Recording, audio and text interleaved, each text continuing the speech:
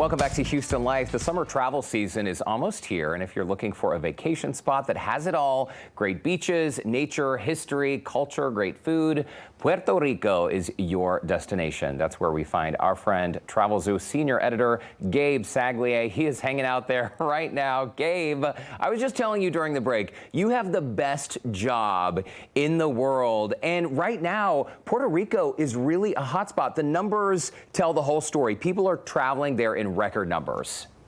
This is a selfless exercise, Derek. I'm doing this for you. Oh, thank you. For the wonderful viewers of Houston Life. As you know, I flew in from Houston on it was probably about a 3.5 hour flight, and I landed in this beautiful stretch of beach out here. But you said it, listen, the numbers are up. This is probably the hottest spot in the Caribbean right now. 6.6 million visitors to Puerto Rico last year, up 7% from 2022.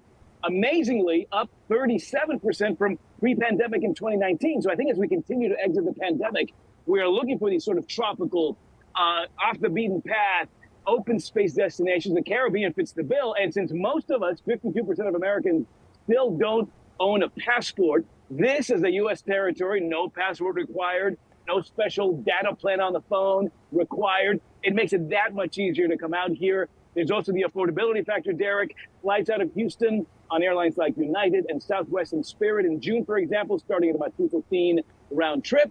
And then there's that hospitality out here that makes it such a great place to come. So, yeah, Puerto Rico, a great destination to consider this summer for sure. Yeah, just a hop, skip, and a jump. It is a short flight. I love that there is no passport required because, you know, those passport applications, they've been delayed. It takes a long time now to get a passport. So if you don't have your passport yet, even more reason to travel to Puerto Rico. So the capital, San Juan, talk to us about some of the history there because it really is rich, Gabe.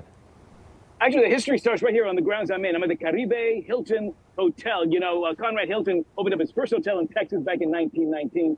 And 30 years later, he'd opened his first international resort, which was this one, the Caribe Hilton here on the shores of San Juan, Puerto Rico. So it's celebrating its 75-year anniversary this year. Also, it's the 70th anniversary of the Piña Colada, which was invented and created at a bar right here on property. So they're cranking those out all day long here, as you can imagine. I'm 2 miles from Old Town San Juan, Old San Juan, which was founded in 1521. So this being a U.S. territory, this would make it that would make it the oldest city in the U.S. This is part of the trek I took out there yesterday. Great cobblestone streets. I love the pop of color on the buildings out there. This area, Old San Juan, was designated a UNESCO World Heritage Site back in 1983. It's built in as a grid, Derek. So even though it's a little warm and toasty, there's always a little bit of breeze coming through. There's always some shade to enjoy in Old Town San Juan. This is also where the cruise ships come in. They just announced a $350 million investment in the port there in Old San Juan. So over the next couple of years, some of these newer ships will be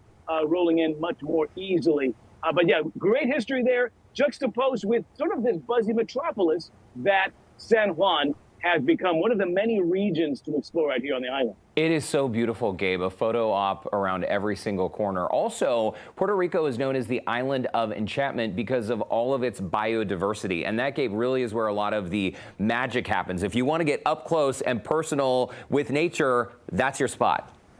Yeah, La Isla Encantada is how they say it out here. And it's the great way to tap what they call the Boricua spirit. Boricua being that sort of pervasive Puerto Rican vibe and energy. Yeah, listen, 300 miles of coastline, 3 of the 5 bioluminescent bays in the world. If you're a kayaker, that's a big deal. They exist right here in Puerto Rico. Inland, the El Yunque rainforest, about an hour's drive in light traffic from where I am right now. The only tropical forest in the U.S. National Park system. Great hiking, horseback riding, wonderful waterfalls, nature walks, the El Yunque rainforest, just a beautiful, lush destination. There's also a place called El Toro Verde, which translates to the green bull.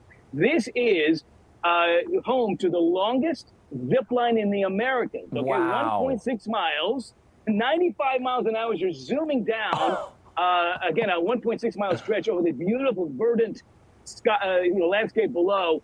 Just amazing eco-adventure park there that brings a lot of people. About an hour and a half outside of San Juan. But this island is divided into like 8 different regions. You've got caves and rock formations to the north. You've got relaxed beaches to the south. You head to the west, surfer's paradise, fantastic surfing out there. The east is home to some tropical wonderland. And of course, in the center of the country, forest and food trails. And of course, off the eastern tip of Puerto Rico, Derek, there are a couple of beautiful islands, Culebra and Vieques. So you can get out there by boat in about 45, 50 minutes. You can do a little plane hop there in about 25, 30 minutes. There's a beach called Flamenco Beach on Culebra that's consistently voted one of the prettiest beaches in the world. So very escapist.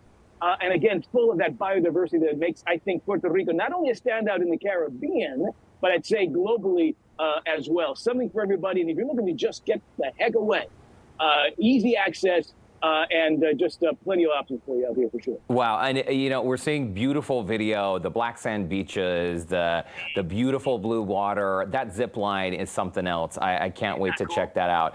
Before we let you go, Gabe, let's talk about the food scene, because you talked about the food trail. So it's part of like what's known as a gastronomic route, is that right? And a lot of traditional food kiosks there in Puerto Rico. Yeah, and there's several of them around the island. Go to the center of the island, it's the Ruta del Lechon, the pork highway. So you visit all these kiosks with there's a variety of ways of actually making pork dishes. I visited a place called Piñones, which is about 20 minutes from where I am right now, northeastern coast, a little town called Carolina.